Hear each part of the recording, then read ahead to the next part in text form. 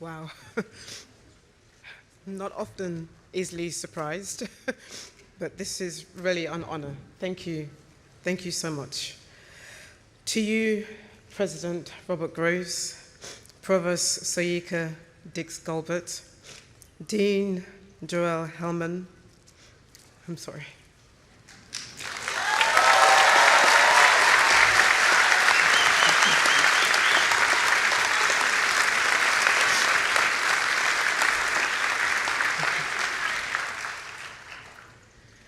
Dr. Laura Smith, Father Raymond Pacon, and Reverend Tavon Tony, members of the Georgetown University faculty, friends, thank you for distinguishing me with an honorary degree from a Jesuit university, and I was raised by Jesuits, so thank you.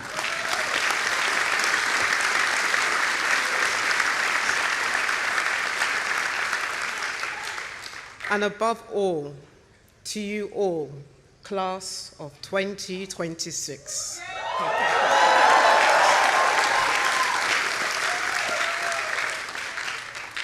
Congratulations. Thank you for letting me be part of your celebration. Today is a day for your families, guardians, and mentors who have carried you here in ways seen and unseen. It is a day for your professors who have pushed you to do your best, and it is a day for you to exhale and to contemplate what you have accomplished in your time here on the hilltop. I understand that the university motto, Hoya Saxa, stands for what rocks, and today I think we can safely say that, and we can answer that with confidence, that you all rock as well.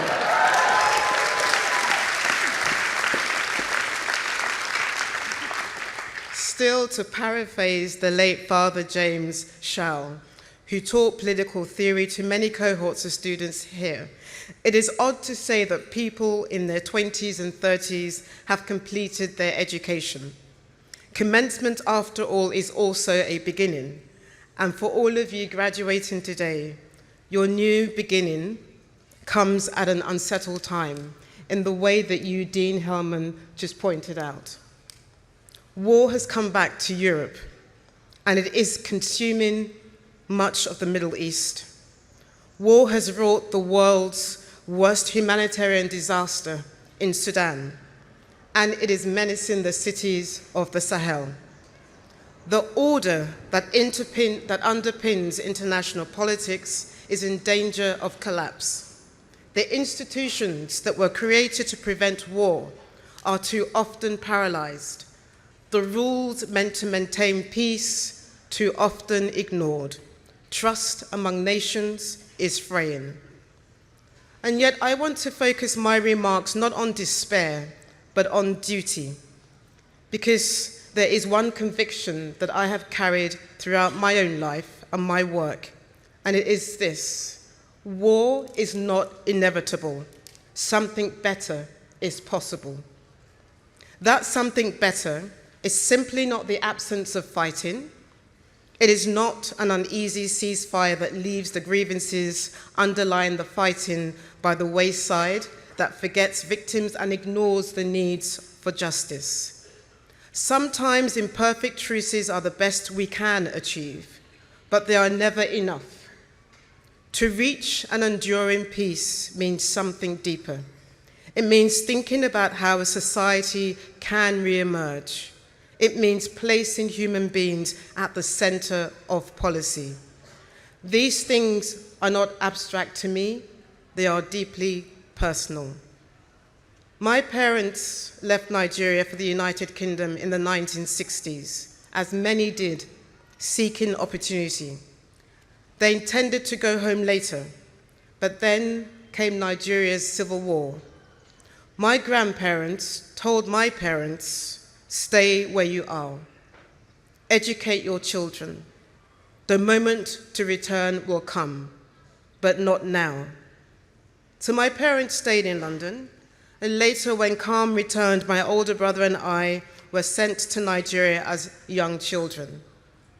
I lived between Lagos and Ibadan, with my aunties, my uncles, cousins, and other relatives who gave me what I often described as several sets of parents. I grew up with the village around me. My interest in international relations and international affairs began in family memory, in stories of displacement, survival, obligation. It began in the knowledge that war does not end when the guns go silent. It lingers in letters, in family decisions, in who grows up where, in who gets to go home and who does not get to go home. And later, each time I saw images of people fleeing violence, no matter where they were from, something in me recognized their fear. Not because my experience was the same as theirs, no, but because I knew the human cost of war is never abstract. The classroom matters too, of course. History, economics, sociology, geopolitics, all these subjects and more have lessons to offer about the causes of deadly conflict and the means for resolving them. The important thing for all of you to remember as you leave this university is to keep human beings at the center of everything you do. This is my first visit to Georgetown, and what an honor to be here and to be giving you a commencement speech on my first time here. The values of the Jesuit teachings are very familiar to me, especially cura personalis, the care of the whole person. As you leave here, I hope that you will dedicate your lives to careers of purpose and service. These values have certainly shaped my life choices and influenced my work for the global commons.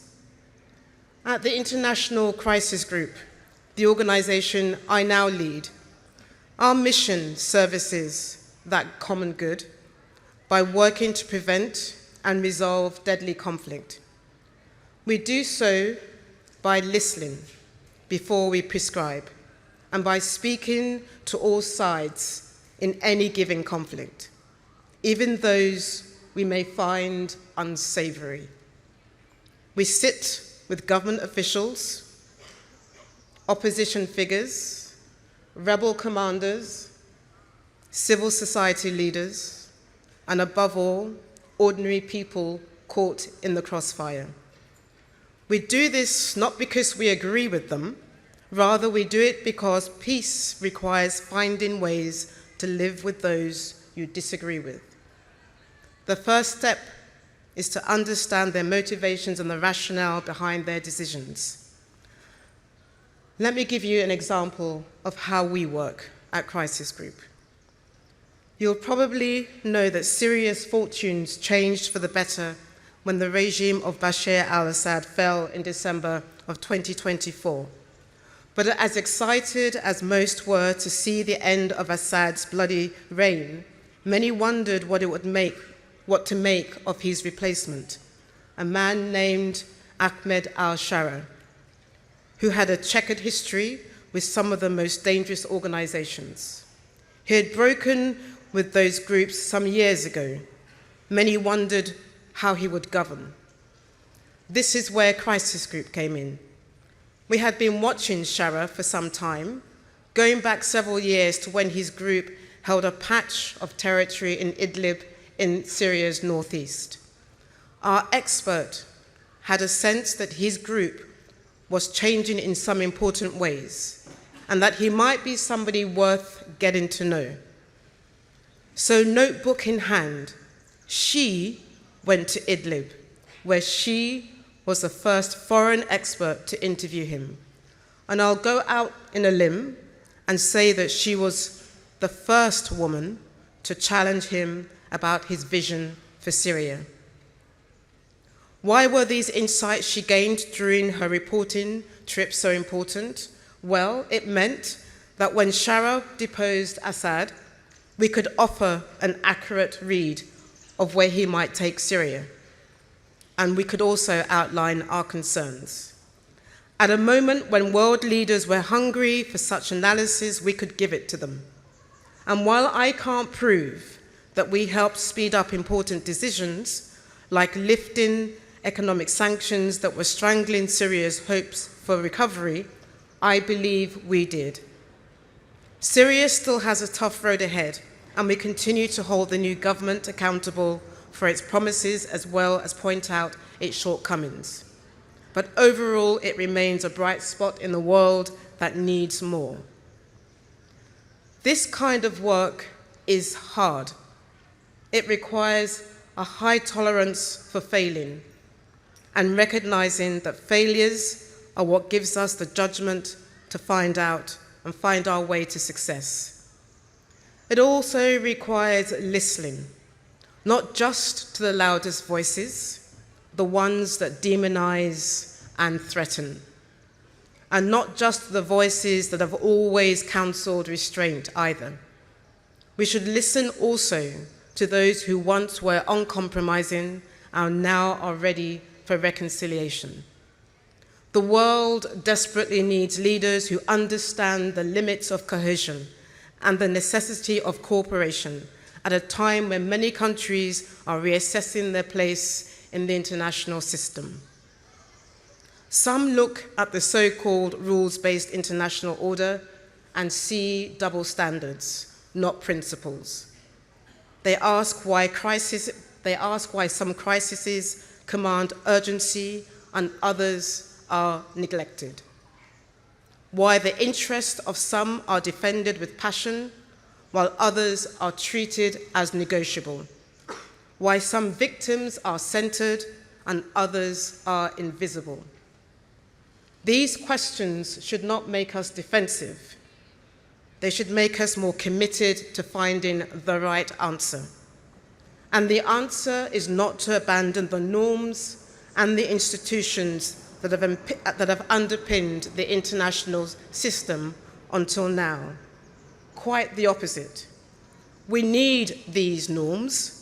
They exist to place the limits on the powerful. We need human rights.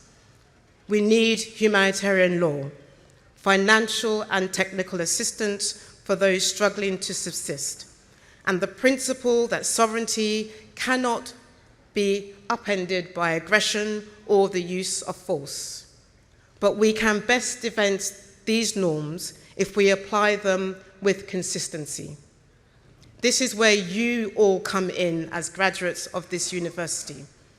You depart Georgetown with knowledge, credentials, and a network that many would envy.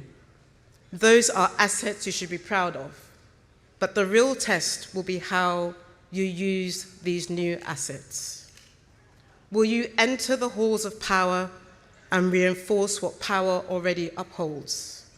Or will you bring up inconvenient facts and the need to place human consequences of war at the center of your decisions? I know that the world that you are entering in may be overwhelming, and I felt that also during my career. When I was a young adult, the Berlin Wall fell. It seemed impossible, and then it happened. A divided Europe imagined something new. And it was around the same time that apartheid ended in South Africa. Many sensed that history was taking a turn for the better. Then came Rwanda, a genocide in full view of the world. The phrase "never again" collapsed under the weight of our failure to act. There have been too many never agains in my lifetime, and they still continue. In Sudan's Darfur, in Myanmar, in the Democratic Republic of Congo, and in the Middle East. Such horrors can harden hearts. And thank you, thank you, thank you, thank you. Let me repeat again, may you be the generation that works hard to ensure that we never repeat never again.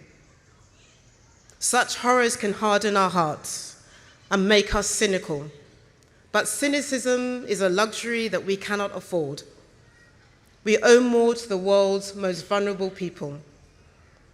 Amid the challenges we face, it is even more important to keep looking for openings when all pathways appear closed. It is crucial to act early before problems escalate into catastrophe. The work of prevention is rarely glamorous. If it succeeds, people may never know what did not happen. But that is exactly why it matters. The least costly war is the one that never begins. The most humane humanitarian response is the one made unnecessary by prevention. The best post-conflict reconstruction is the one that starts before a society is destroyed. So graduates, as you begin this new chapter, I ask you to commit yourselves not to only resolving crises, but to preventing them. Not only to ending wars, but to winning the peace. Not only to analyzing power, but to humanizing it. And I ask you to lead with integrity. For me, leadership began at home. It began with formidable women, including my mother and my aunties, all of whom taught me to be proud but also fair, to be upstanding but also humble, to be rooted but also open to others. They taught me that how you treat people is not separate from what you achieve. It is the foundation of what you achieve. So in your careers, you will face difficult choices about the things that matter most to you. You will sit in meetings where the ideal and the real are far apart.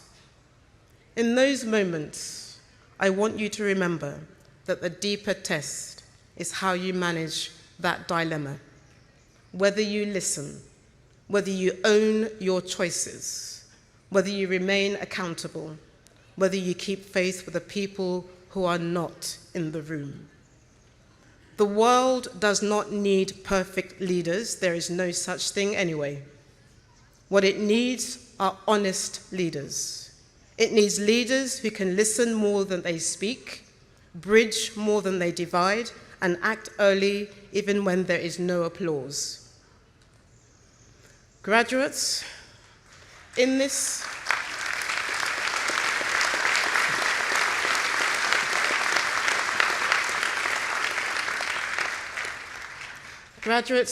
audience is a person that has done Georgetown proud, Ashish Pradhan, my senior advisor, and a member of the undergraduate class of 2009.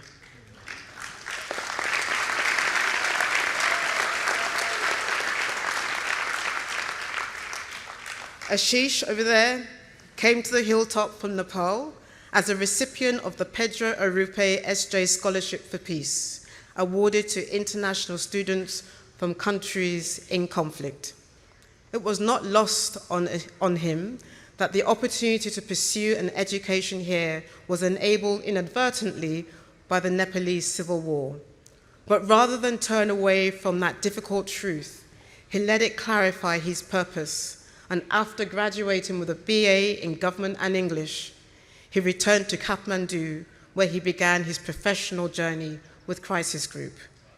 Now in his 15th year of working for our organization, Ashish is the embodiment of what Georgetown seeks from all of you. In the words again of the late Father James Shell, to have courage, intellectual courage, to seek and affirm the truth as it really is. So wherever you go next, do not lose sight of why you entered your line of work in the first place. Do not leave behind the humans at the center of your work. And when you come across others who tell you to accept that war is inevitable and differences are intractable, do not back down from your convictions. The world you inherit is indeed troubled, but it is not fixed in place. Walls fall, wars end, societies rebuild, laws and institutions can be improved, leaders can be changed, and peace, when pursued with courage, humility, and integrity, can still be won. So congratulations to all of you, class of 2026. May it go all well with all of you. God bless you all.